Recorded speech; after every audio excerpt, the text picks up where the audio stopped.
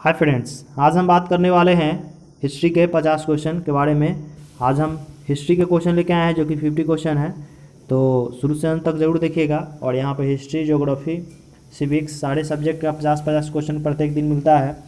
तो आप अगर नए छात्र हैं तो हमारे चैनल को जरूर सब्सक्राइब करें, वीडियो अच्छा लगे तो लाइक करें और शेयर भी करें। तो आज के सेशन को हम शुरू करते हैं। आज टोटल फिर 50 क्वेश्चन लेके आए हैं, तो चलिए शुरुआत करते हैं आज के पहला क्वेश्चन से। आज का पहला क्वेश्चन क्या है? कश्मीर के अकबर के नाम से किसे जाना जाता था?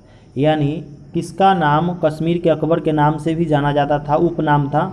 तो सिकंदर, जैनुल आबादीन, उदयनंद या गोविंद विद्यासागर। तो इसका आंसर जो हो जाएगा, जैनुल आबादीन को कश्मीर के अकबर के नाम से जाना जाता है। ठीक है, अब जानेंगे 2 नंबर क्वेश्चन। 2 नंबर क्वेश्चन क्या कह रहा है? उल्लुग खान की उपाधि से किसे सम्मानित किया गया था? उल्लुग खान की उपाधि से किसे सम्मानित किया गया था? तो बलबन, अलाउद्दीन खिलजी, सी इल्तुतमिश और डी कुतुबुद्दीन ऐबक। तो याद रखेंगे, इसका जो आंसर हो जाएगा, उल्लुग खान की उपाधि से बलबन को मतलब सम्मानित किया गया था, बलबन का उपनाम दिया गया था उल्लुग खान। ठीक है, इसका आंसर ए हो जाएगा, उल्लुग खान। अब बात करते हैं अगला number 3 number question. 3 number question क्या कह रहा है? अशोक के शिलालेखों को पहली बार किसके द्वारा पढ़ा गया था? अशोक के शिलालेखों को सबसे पहले किसने पढ़ा था या किसके द्वारा पढ़ा गया था? तो sir Williams Jones, sir John Prinsep, D Kosambi या लास्की। तो याद रखेंगे, इसका आंसर क्या हो जाएगा? Sir John Prinsep. ठीक है, इसका आंसर बी हो जाएगा। चलिए अगला क्वेश्चन देखते हैं 4 नंबर। वारकरी संप्रदाय के प्रवर्तक कौन थे? वारकरी संप्रदाय के प्रवर्तक कौन थे? आपके ऑप्शन हैं दादू दयाल, एकनाथ, रामदास या शरफुद्दीन याहिया। याद रखेंगे, इसका आंसर क्या हो जाएगा? एकनाथ हो जाएगा। इसका आंसर क्या हो जाएगा? ये भी हो जाएगा। ध्यान दीजिएगा, ये टोटल जो कुछ क्वेश्चन हम करा रहे हैं ये लुसेंट का क्वेश्चन है। क्या है? लुसेंट का क्वेश्चन है, ये कहीं से क्वेश्चन नहीं है। और ये सारे क्वेश्चन ऑब्जेक्ट मतलब बहुत वीवीआई क्वेश्चन है, क्योंकि ये इसमें से मैक्सिमम क्वेश्चन जो है प्रीवियस एग्जाम में पूछे जा चुके हैं। ठीक है, तो चलिए अगला क्वेश्चन देखते हैं 5 नंबर। 5 नंबर क्वेश्चन कह रहा है, दिलवारा मंदिर का उदाहरण है। दिलवारा किस धर्म का मंदिर है वो बताना है। तो ये यहाँ पे ऑप्शन है जैन स्थापिका, बौद्ध स्थापिका, मुगल स्थापिका या सल्तनत स्थापिका। तो याद रखेंगे, दिलवारा का जो मंदिर है वो जैन स्थापना से संबंधित है, मतलब जैनों के द्वारा वो मंदिर स्थापना किया गया है। ठीक है, तो इसका आंसर ए हो जाएगा। 6 नंबर क्वेश्चन हमारे स्क्रीन पर है। कह रहा है, औषधि से किसका संबंध नहीं है? औषधि से इनमें से किसका संबंध नहीं है? तो आपके ऑप्शन हैं धन्वंतरी, भास्कराचार्य, चरक, सुश्रुत। तो याद रखेंगे, औषधि से इनमें से किसका संबंध नहीं है? याद रखेंगे, ऑप्शन में क्या करा? नहीं है। तो इसका आंसर क्या हो जाएगा? भास्कराचार्य। भास्कराचार्य जो व्यक्ति है वो औषधि से संबंधित नहीं है, मतलब औषधि से रिलेटेड उन्होंने कुछ किया नहीं है। ठीक है, चलिए अगला प्रश्न देखते हैं 7 नंबर। 7 नंबर प्रश्न क्या करा है? किस धर्म में तीर्थकार के नाम से 24 महान आचार्य हुए? किस धर्म में 24 महान आचार्य हुए उसके बारे में बताना है। तो याद रखेंगे, हिंदू धर्म, सिख धर्म, जैन धर्म और बौद्ध धर्म। तो ये जो 24 महान आचार्य हुए थे वे जैन धर्म में हुए थे। कहाँ में हुए थे? जैन धर्म में, जिसमें महावीर, अजीतनाथ बहुत सारे हुए थे, जो कि 24वें तीर्थकार भी थे। तो जिसे 24 महान आचार्य क्वेश्चन कहा गया है, तो ये किस धर्म में है? जैन धर्म में है। चलिए अगला प्रश्न देखते हैं 8 नंबर। 8 नंबर क्वेश्चन कह रहा है, हड़प्पा के लोग प्रायः करना नहीं जानते, मतलब हड़प्पा के लोग प्रयोग करना नहीं जानते थे। क्या प्रयोग करना नहीं जानते थे? तो सोने का प्रयोग करना नहीं जानते थे, कि चांदी का प्रयोग करना नहीं जानते थे, कि लोहे का प्रयोग करना नहीं जानते थे, कि कांस्य का प्रयोग करना नहीं जानते थे। याद रखेंगे, हड़प्पा में सोना चांदी भी अवेलेबल था, कांस्य भी अवेलेबल था। अवेलेबल क्या नहीं था? तो वो लोहा अवेलेबल नहीं था। तो इसका आंसर क्या हो जाएगा? सी आंसर हो जाएगा, लोहा। हड़प्पा के लोग लोहा से मतलब लोहा को नहीं जानते थे। ठीक है, तो नहीं जानेंगे तो प्रयोग भी नहीं करेंगे। और सोना चांदी कांस्य ये सब उस टाइम था, उसके बारे में उनके जानकारी था। ठीक है, अब अगला प्रश्न देखते हैं 9 नंबर। 9 नंबर प्रश्न क्या करा है? वह स्थान जो किसी समय का फ्रांसीसी उपनिवेश था, मतलब किसी समय में फ्रांसीसी उपनिवेश था, अब अरविंद आश्रम का मंजिल है, वह कौन सा है? मतलब कौन सा स्थान है? तो फ्रांसीसी उपनिवेश कहाँ था? चेन्नई, अंडमान, पांडिचेरी या गोवा? तो याद रखेंगे पांडिचेरी था। कहाँ था? फ्रांसीसी उपनिवेश कहाँ था? पांडिचेरी, जो अब बदल गया है अरविंदो आश्रम। क्या बदल गया है? अरविंद आश्रम बदल गया है। ठीक है, अरविंद आश्रम की मंजिल हो गया है। कहाँ है? पांडिचेरी में। ये पहले क्या था? फ्रांसीसी उपनिवेश था। चलिए अगला क्वेश्चन देखते हैं। 10 नंबर क्वेश्चन क्या करा है? सर्वप्रथम किसने 1857 के विद्रोह को भारत का प्रथम स्वतंत्रता संग्राम कहा था? मतलब 1857 के विद्रोह को स्वतंत्रता संग्राम कहने वाला व्यक्ति कौन था? जो कि प्रथम व्यक्ति था वीडी सावरकर, आरसी मजुमदार, विपिन चंद्र पॉल या सर जॉन लॉरेंस? तो याद रखेंगे इसका आंसर क्या हो जाएगा? वीडी सावरकर। वीडी सावरकर जो व्यक्ति थे उन्होंने कहा था कि 1857 का जो विद्रोह है वो भारत का प्रथम स्वतंत्रता संग्राम है। ठीक है, तो इसका आंसर क्या हो जाएगा? ए हो जाएगा। अब बात करेंगे 11 नंबर क्वेश्चन है, जैन साहित्य को क्या कहा जाता है? जैन साहित्य को क्या कहा जाता है? तो मनुस्मृति, जातक, आगम या निगम? तो याद रखेंगे इसका आंसर जो हो जाएगा, जैन साहित्य को आगम कहा जाता है। और आप लास्ट में ये भी बताएं कि आपका 50 में कितना सही हुआ है। ठीक है, चलिए अगला प्रश्न देखते हैं। 12 नंबर, सभ्यता का उद्गम हुआ था कहाँ हुआ था? सभ्यता का उद्गम कहाँ हुआ था वो बताना है। तो घाटियों में, मैदानों में, पठारों में या पहाड़ियों में? तो सभ्यता का उद्गम जो हुआ था वो घाटियों में हुआ था। कहाँ हुआ था? घाटियों में हुआ था। ठीक है, चलिए 13 नंबर क्वेश्चन देखते हैं। 13 नंबर क्वेश्चन क्या कह रहा है? बाबर ने तुझ-ए-बाबरी किस भाषा में लिखी थी? बाबर ने तुझ-ए-बाबरी किस भाषा में लिखी थी? तो फारसी, तुर्की, उर्दू, अरबी? याद रखेंगे बाबर जो था तुर्क का था, या इसने तुर्की भाषा में तुझ-ए-बाबरी लिखवाई थी। किसमें? तुर्की भाषा में, चगताई तुर्की। ठीक है, तो इसको हम तुर्की भाषा बोलेंगे। अब अगला प्रश्न देखते हैं 14 नंबर। 14 नंबर क्या कर रहा है? अकबर ने अजमेर स्थित शेख मुहिउद्दीन चिश्ती की दरगाह की यात्रा की थी। कब? मतलब ईस्वी बताना है कि कितने ईस्वी में अकबर ने शेख मुहिउद्दीन चिश्ती की दरगाह पर यात्रा किया था। तो आपके ऑप्शन है 1560 ईस्वी में, 1562 में, 1565 में और 1565 में। अच्छा, ये दोनों ऑप्शन सेम हो गया है ना? 1565 दोनों सेम ही हो गया है। चलिए कोई ना, एक अलग, एक को 75 कर देंगे या कुछ भी कर सकते हैं। ऐसे ये दोनों, ये 65 भी हो सकता है। इसी देखते हैं क्या आंसर है। तो याद रखेंगे अकबर जो था, अकबर वो गया था शेख मुहिउद्दीन की दरगाह पर। कब गया था? 1562 में। ठीक है, 1562 में यात्रा करने गया था। चलिए अगला प्रश्न देखते हैं 15 नंबर। 15 नंबर क्या कह रहा है? तूतीनामा किस संस्कृत ग्रंथ का फारसी अनुवाद है?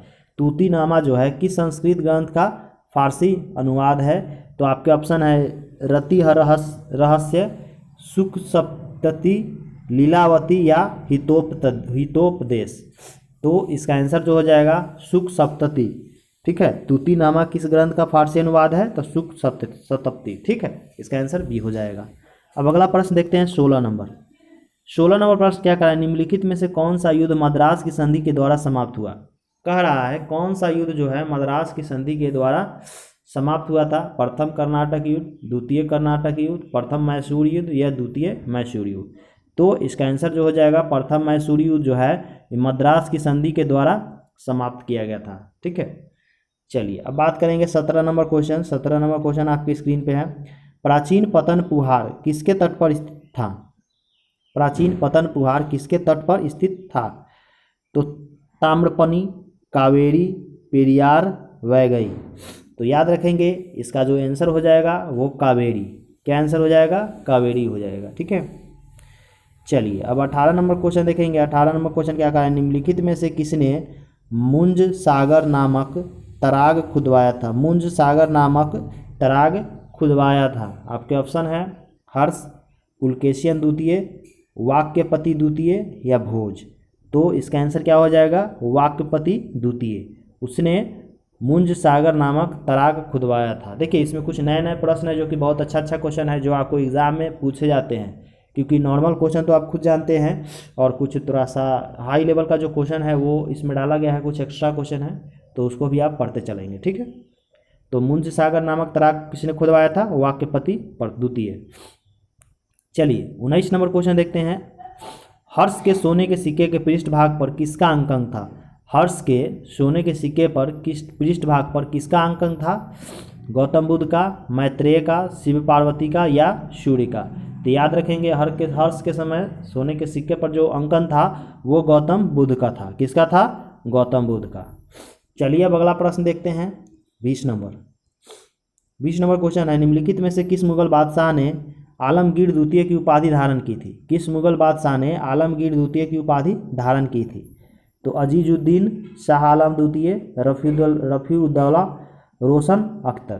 तो इसका आंसर जो हो जाएगा वो शाह आलम द्वितीय हो जाएगा। आलमगीर द्वितीय की उपाधि किसने धारण किया था? तो शाह आलम द्वितीय। ठीक है, चलिए अब हम 21 नंबर क्वेश्चन देखते हैं। 21 नंबर क्वेश्चन क्या करा है, निम्नलिखित में से किसने ऐसे सिक्के जारी करने का आदेश दिया जिस पर हिंदू देवी की आकृति अंकित हो? मतलब कोई एक शासक था जिसने अपने सिक्के पर हिंदू देवी की आकृति को अंकित करने का मतलब आदेश जारी किया था। वो कौन शासक था?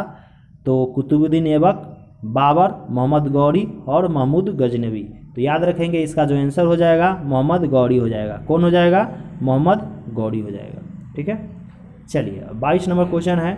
22 नंबर क्वेश्चन क्या कर रहा है, किसने रामायण का फारसी में अनुवाद किया था? किसने रामायण का फारसी में अनुवाद किया था?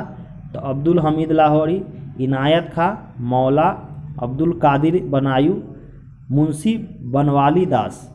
ठीक है, तो इसका आंसर क्या हो जाएगा? मौला अब्दुल कादिर बदायूनी होना चाहिए, बनायूनी यहाँ पर कर दिया गया है। चलिए कोई बात नहीं है, आप इसको खुद से सुधार लीजिएगा। इसका आंसर सी हो जाएगा। चलिए 23 नंबर क्वेश्चन देखते हैं। 23 नंबर क्या कह रहा है, ख्वाजा कुतुबुद्दीन ऐबक को बख्तियार की उपाधि किसने प्रदान की थी? बख्तियार की उपाधि किसने प्रदान की थी?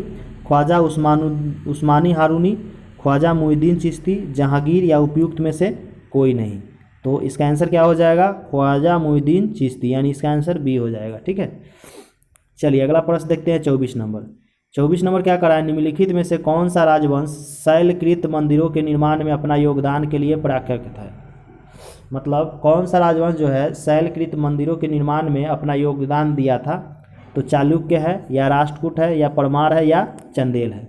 तो इसका आंसर क्या हो जाएगा? राष्ट्रकूट वंश। राष्ट्रकूट वंश जो था शैलकृत मंदिरों के निर्माण में अहम रोल अदा किया था, मतलब उसने ज़्यादा शैलकृत मंदिरों का निर्माण करवाया था। ठीक है, चलिए अब अगले प्रश्न पर चलते हैं। 25 नंबर कह रहा है, पाल और प्रतिहार प्रशासन में पतला से क्या तात्पर्य है? मतलब पाल और प्रतिहार जो शासन था उसमें पतला क्या था? पतला क्या था? तो सैन्य टुकड़ी था, या विषय से नीचे की इकाई, या सिंचाई कर, या दान में दी गई भूमि। तो ये जो पतला था वो दान में दी गई भूमि था, यानी इसका आंसर डी हो जाएगा। क्या था? दान में दी गई भूमि। अब अगला प्रश्न देखते हैं 26 नंबर। कह रहा है, निम्नलिखित में से किसे उर्दू शायरी के जनक कहा जाता है? उर्दू शायरी का जनक किसे कहा जाता है?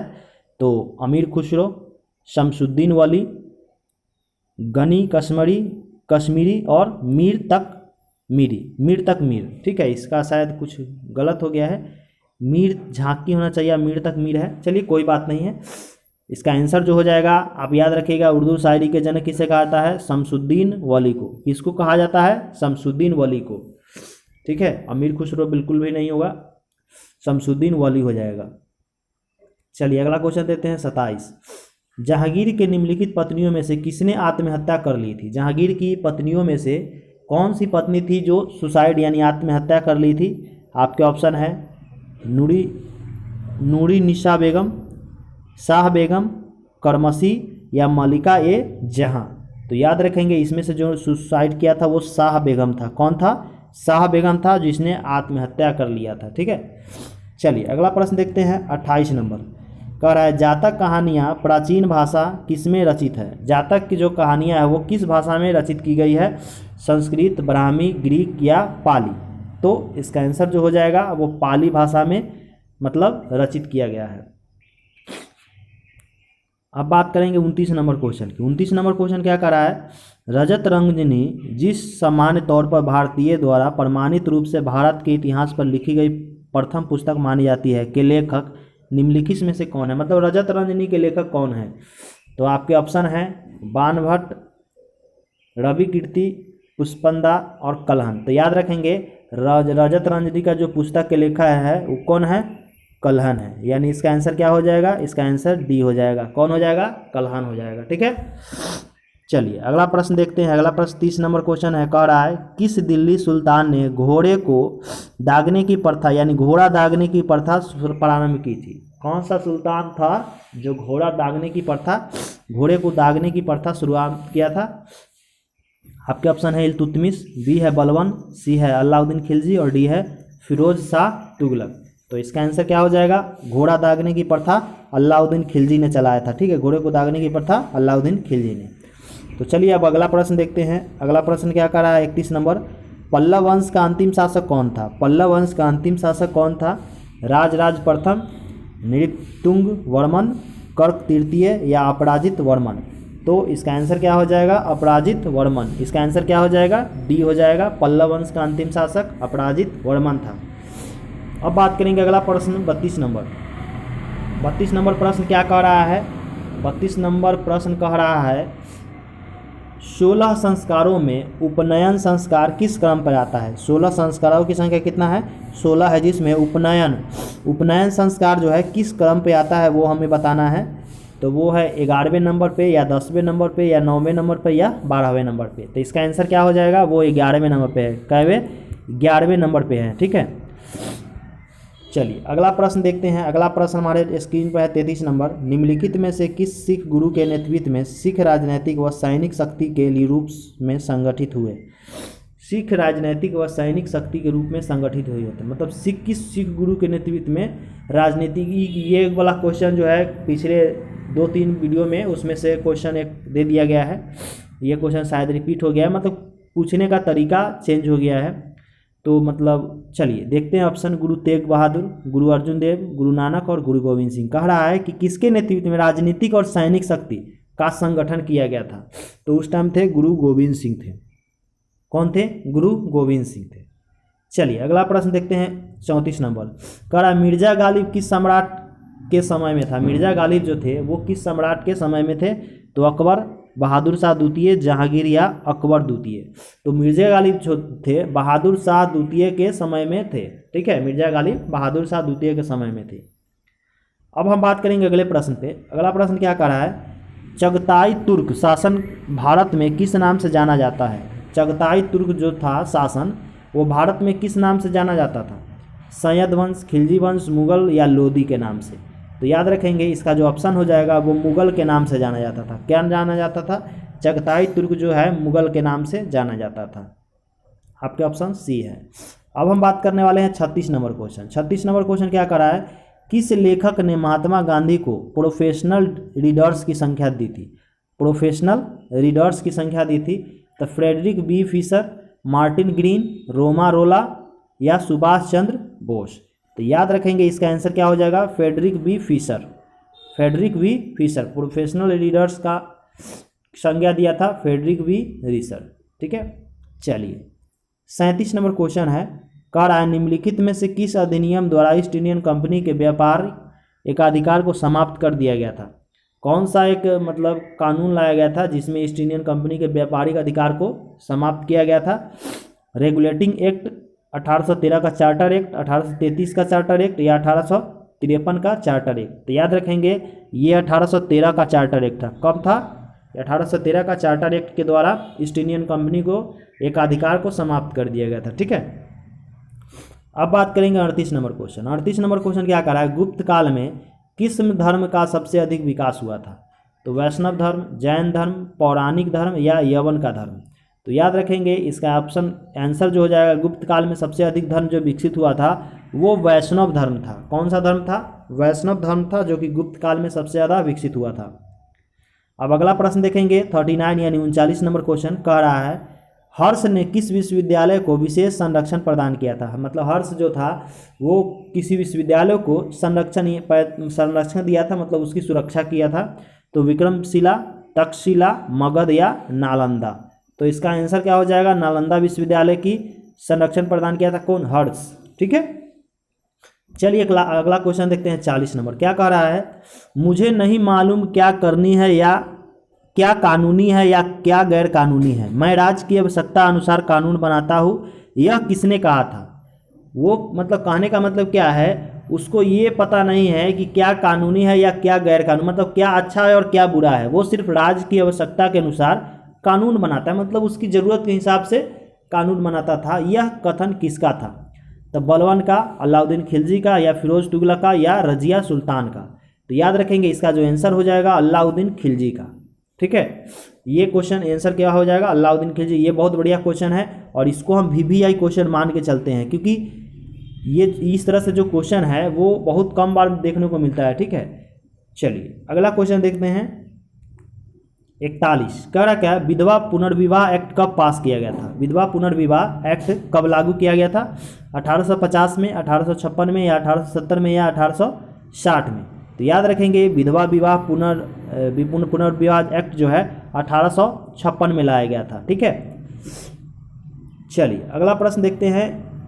इब्न बतूता किसके शासनकाल में भारत आया था। इब्न बतूता जो था वो भारत में किसके शासनकाल में आया था। अलाउद्दीन खिलजी, या गयासुद्दीन तुगलक, या मोहम्मद बिन तुगलक, या फिरोज तुगलक। तो याद रखेंगे इब्न बतूता जो था MBT के शासनकाल में आया था। MBT मतलब मोहम्मद बिन तुगलक। इसका आंसर क्या हो जाएगा, C हो जाएगा, मोहम्मद बिन तुगलक। ठीक है, चलिए अब बात करेंगे 43 नंबर 43 नंबर क्वेश्चन का। सायना ने वेदों पर अपनी टीका किस भाषा में लिखी थी। सायना जो था वो वेद पर अपनी टीका दे दिया था, वो किस भाषा में लिखा था वो बताना है। तेलुगु, तमिल, संस्कृत, या पाली। याद रखेंगे उस जब पहले के जो ज़माना में जाएंगे उस टाइम के समय में, तो वहाँ पे वेद जो होता था वो संस्कृत भाषा में लिखा जाता था। किस भाषा में, संस्कृत भाषा में।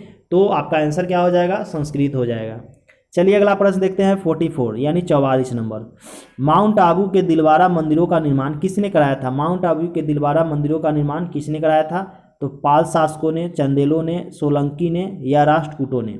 तो माउंट आबू के दिलवारा का मंदिर का निर्माण जो करवाया था वो चंदेल शासकों ने करवाया था। कौन करवाया था, चंदेल शासक। अब बात करेंगे 45 नंबर। तुर्कान ये चिहलगानी कौन थे। तुर्कान ये चिहलगानी कौन थे। सुल्तान के अंगरक्षक, या 40 तुर्क अमीरों का समूह, या इस्लाम के धार्मिक विशेषज्ञ, या इनमें से कोई नहीं। तो याद रखेंगे इसमें से आंसर सही हो जाएगा 40 तुर्क अमीरों का समूह था। तुर्क ये चिहलगानी जो था 40 तुर्क अमीरों का समूह था। चलिए अब अगला प्रश्न देखते हैं 46 नंबर। क्या कह रहा है, भारतीय उपमहाद्वीप के किस भाग में हड़प्पा संस्कृति का उदय हुआ। पूर्वी में, पश्चिमी में, उत्तरी पश्चिमी में, या दक्षिण पूर्वी में। तो याद रखेंगे इसका जो आंसर हो जाएगा वो उत्तरी पश्चिम में हो गया था। भारतीय उपमहाद्वीप में हड़प्पा संस्कृति का जो उदय हुआ था वो उत्तरी पश्चिम में हुआ था। ठीक है, चलिए अगला प्रश्न देखते हैं 47 नंबर। कह रहा है भारत की राजधानी पुरानी दिल्ली से नई दिल्ली कब स्थानांतरित, मतलब पुरानी दिल्ली से नई दिल्ली कब स्थानांतरित ट्रांसफर किया गया था। तो आपके ऑप्शन है 5 फरवरी 1931, 4 फरवरी 1931, 6 फरवरी 1931, या 13 फरवरी 1931। तो इसका आंसर जो हो जाएगा वो D हो जाएगा। 13 फरवरी 1931 को 13 फरवरी 1931 को मतलब पुरानी दिल्ली से नई दिल्ली हमारा राजधानी, भारत का राजधानी जो है ट्रांसफ़र किया गया था।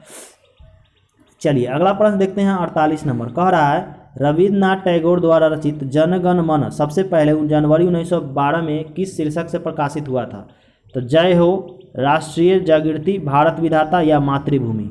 तो याद रखेंगे इसका जो आंसर हो जाएगा जय हो से प्रकाशित किया गया था, जन गण मन जय हो से। ठीक है, चलिए आगे बात करते हैं। दीन इलाही बनाने का मूल उद्देश्य क्या था। दीन इलाही बनाने का मूल उद्देश्य क्या था। विश्व बंधुत्व मतलब सभी को एक साथ जोड़ने का, विश्व निष्ठा, विश्व मैत्री, या विश्व भरोसा। याद रखेंगे दीन इलाही बनाने का मूल उद्देश्य था विश्व बंधुत्व। ठीक है, चलिए अब अगला प्रश्न देखते हैं। ड्रेन का सिद्धांत किसने प्रतिपादन किया था। ड्रेन का सिद्धांत किसने प्रतिपादन किया था। आपके ऑप्शन है दादा भाई नौरोजी, गोविंद रानाडे, तिलक और गोखले। ऑप्शन थोड़ा आगे पीछे हो गया है तो कोई दिक्कत नहीं है। तो इसका आंसर क्या हो जाएगा, इसका ऐसा आंसर जो हो जाएगा दादा भाई नौरोजी, यानी इसका आंसर ए हो जाएगा, बी हो जाएगा, दादा भाई नौरोजी हो जाएगा। इन्होंने ड्रेन का सिद्धांत दिया था। तो चलिए आज का जो हमारा 50 का सेशन था ये पूरा ख़त्म हो गया है। फिर मिलेंगे नेक्स्ट वीडियो में और इसी तरह से आप लोग बने रहिए। और अगर ये वीडियो अच्छा लगे तो अपने दोस्तों को भी शेयर कर दीजिए ताकि वो क्लास को कर सके। और इसी तरह से रेगुलर हिस्ट्री, ज्योग्राफी, सारे सब्जेक्ट का और रीजनिंग का भी क्लास का अगर आप रीजनिंग का क्लास करना चाहते हैं तो बताइए कौन सा टॉपिक पे वीडियो बनाया जाए, उस पर आपको टोटली बढ़िया से एक वीडियो बना दिया जाएगा। तो चलिए आज की क्लास को हम यहीं पर ख़त्म करेंगे, फिर मिलेंगे नेक्स्ट वीडियो में। अभी के लिए इतना ही, धन्यवाद।